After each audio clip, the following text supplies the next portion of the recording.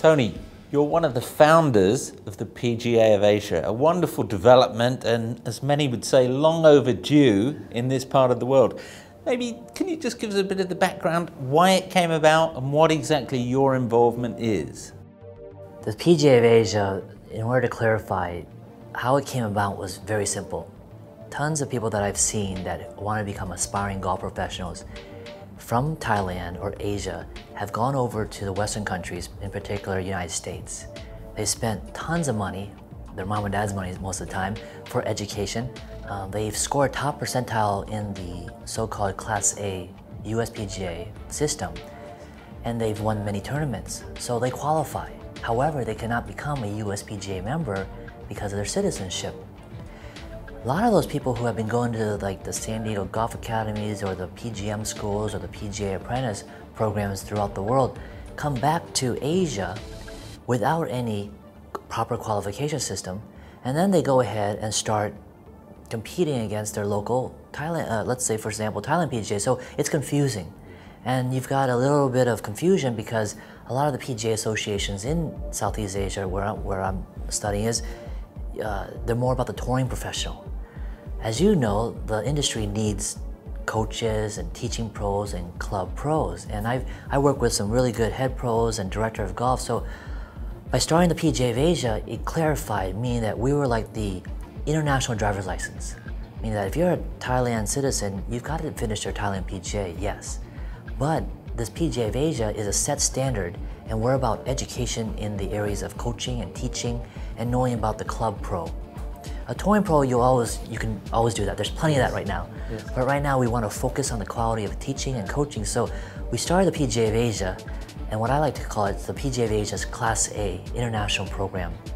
I've had support from around the world to say that our program, our Class A system, is a standard if somebody would just take a look at it. But basically it's catering to three groups. The first one is at high school.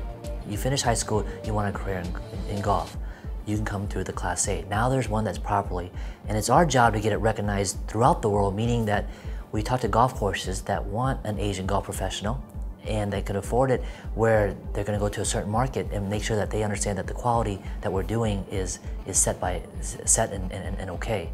The second one is people who want to get in the golf business but don't know how, that they've already had their masters or they're already 10 years in the business and they want to get back and change their career in golf. So the PGA of Asia allows them to make that decision. And during this economy right now, our job is to get them jobs. And as you know, the more people in this career, the more it's going to grow and the industry is just going to get bigger.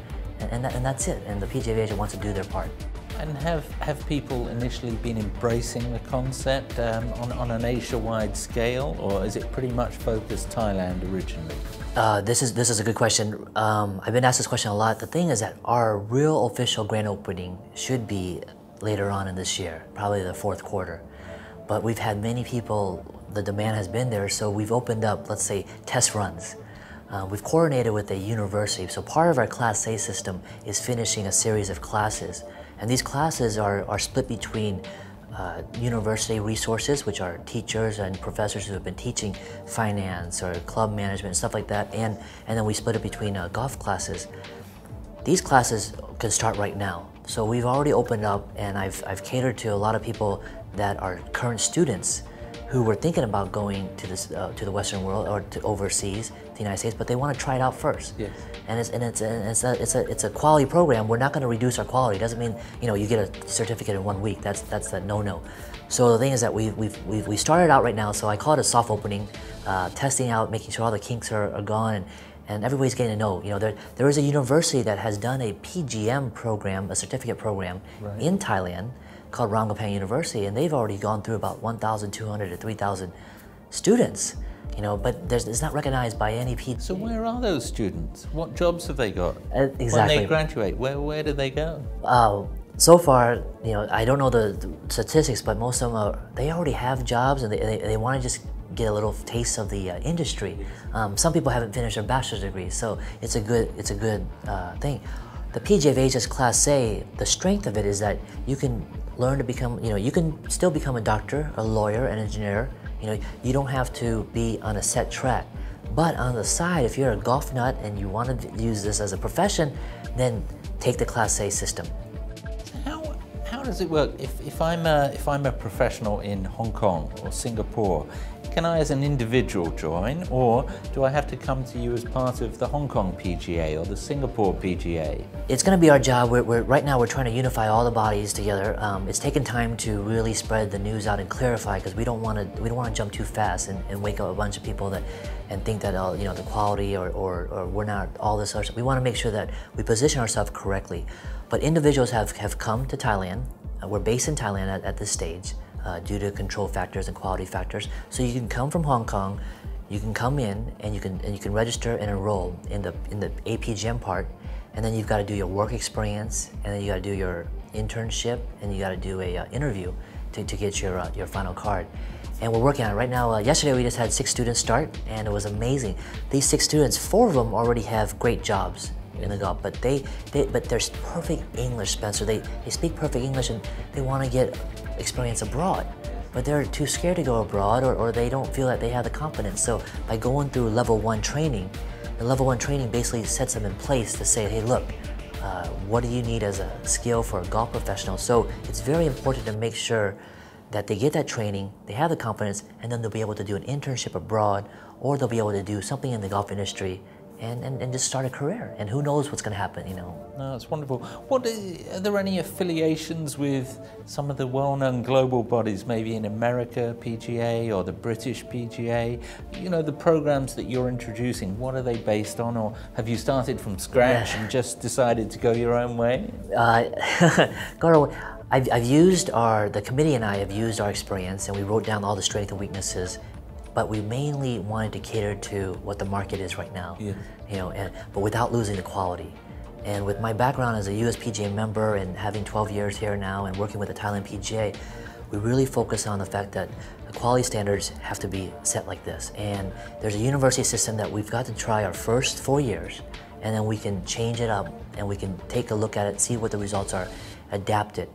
Regarding our affiliations across, we are trying to announce it worldwide, but right now we gotta use these guinea pigs, our first batch, and we want to see how it goes. And we'll do about 4 or 5 batches and get the word out.